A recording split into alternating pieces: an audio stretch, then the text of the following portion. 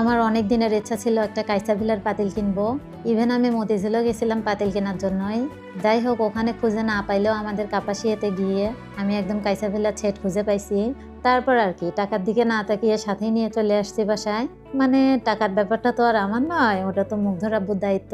দায়িত্ব পালন করতে গিয়ে বেচারার মুখের দিকে তাকানো যাচ্ছিল না। সেই দিন সব মিলিয়ে প্রায় 10,000 টাকার মতো আমি শেষ করছি তার। সবশেষে আমি তাকে একটা চালাকি করছি।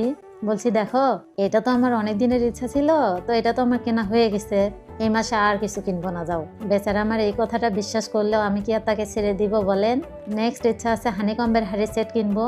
যাই হোক গাইস, এটা মুগ্ধর আব্বু শুনে ফেললে চলবে না, এটা সিক্রেটই থাক। এই সেটটাতে হচ্ছে টোটাল 12 পিস আছে, 6টা হাঁড়ি, 6টা ঢাকনা।